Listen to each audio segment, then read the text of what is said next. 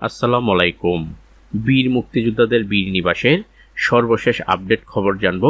তবে আপনি যদি যুদ্ধের জীবন চ্যানেলে নতুন হয়ে থাকেন, চ্যানেলটি অবশ্যই সাবস্ক্রাইব করবেন, পাশেই থাকবেন। কিছুদিন আগে বীর মুক্তিযোদ্ধাদের সকল কার্যক্রম স্থবির ছিল। সেই সংকট আস্তে আস্তে কেটে যাচ্ছে। বীর মুক্তিযোদ্ধাদের বীর নিবাসের সকল কার্যক্রম পুনরায় চালু হচ্ছে। বিভিন্ন জায়গায় বীর মুক্তিযোদ্ধাদের বীর নিবাসের আবেদন জমা নেওয়া হচ্ছে। আবার পূর্বে যাদের বীর নিবাস বরাদ্দ হয়েছিল সেই সব কাজ দ্রুত শেষ করার জন্য নির্দেশ দেওয়া হয়েছে। যে সকল বীর নিবাসের কাজ কিছু করে বন্ধ রাখা হয়েছিল তাও পুনরায় চালু করার জন্য ব্যবস্থা নেওয়া হচ্ছে। বীর নিবাস হলো বাংলাদেশের অসচ্ছল বীর মুক্তিযোদ্ধা এবং তাদের পরিবারের জন্য সরকারের মুক্তিযুদ্ধ বিষয়ক মন্ত্রণালয় কর্তৃক গৃহীত একটি আবাসন নির্মাণ প্রকল্প। এই প্রকল্পের আওতায় নির্মিত প্রতিটি একতলা ভবনে 2টি বেডরুম, একটি রান্নাঘর, ডাইনিং, ড্রয়িং স্পেস এবং একটি ওয়াশরুম সহ পানি ও বিদ্যুতের আধুনিক ব্যবস্থা রয়েছে। মুক্তিযুদ্ধ বিষয়ক মন্ত্রী আহমেদ আজম খান বলেছেন, প্রকল্পটির মূল লক্ষ্য হল অসচ্ছল বীর মুক্তিযোদ্ধাদের জন্য বিনামূল্যে মানসম্মত বাসস্থানের ব্যবস্থা করা। বর্তমানে দেশ জুড়ে প্রায় 30,000 বাসস্থান নির্মাণের লক্ষ্যমাত্রা নির্ধারণ করা হয়েছে। এদিকে প্রতিমন্ত্রী ইশরাক হোসেন বলেছেন, অসচ্ছল বীর মুক্তিযোদ্ধাদের জন্য বীর নিবাস প্রকল্পে যে দলীয়করণ ও দুর্নীতি হয়েছে তা তদন্ত করা হবে। ভবিষ্যতে যেন এর পুনরাবৃত্তি না হয় সেটিও নিশ্চিত করা হবে। এক সংবাদ সম্মেলনে তিনি এসব তথ্য নিশ্চিত করেছেন।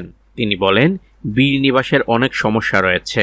সেই সমস্যা দ্রুত চিহ্নিত করে তা নিরসন করে তা বাস্তবায়নের জন্য প্রয়োজনীয় পদক্ষেপ নেওয়ার জন্য প্রত্যেকটি জেলার ডিসির সহযোগিতা চান।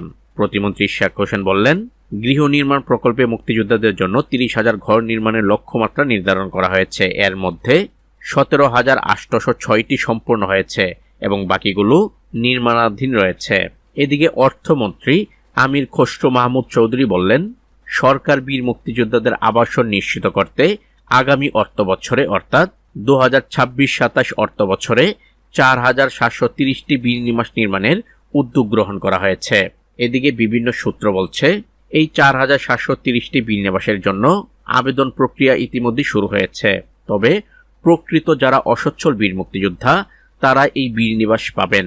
সঠিক স্বচ্ছতার সঙ্গে যাচাই বাছাই প্রক্রিয়া শেষে প্রকৃত অসচ্ছলরাই যাতে এই সুবিধা পান সেটাও প্রত্যাশা করছে সাধারণ বীর মুক্তিযোদ্ধারা। বিভিন্ন জায়গায় অনিয়মের অভিযোগ ওঠায় অর্থাৎ সচ্ছল মুক্তিযোদ্ধারাও বীর নিবাস পাচ্ছেন এমন অভিযোগ ওঠায় মানিকগঞ্জ সদর উপজেলা নির্বাহী কর্মকর্তা মৌসুমী নাসরিন বলেন, নীতিমালার বাইরে কাজ করার কোনো সুযোগ নেই। সব আবেদন যথাযথভাবে যাচাই বাছাই করে প্রকৃত অসচ্ছল মুক্তিযোদ্ধাদের তালিকা প্রস্তুত করে মন্ত্রণালয়ে পাঠানো হবে। তাই যারা বীর নিবাসের জন্য যোগ্য তারা উপজেলায় বীর মুক্তিযোদ্ধাদের বীর নিবাসের জন্য যোগাযোগ করবেন। তো আজ এ পর্যন্তই, দেখা হবে অন্য এক নতুন ভিডিওতে। ততক্ষণ পর্যন্ত সবাই ভালো থাকবেন, সুস্থ থাকবেন। আল্লাহ হাফেজ।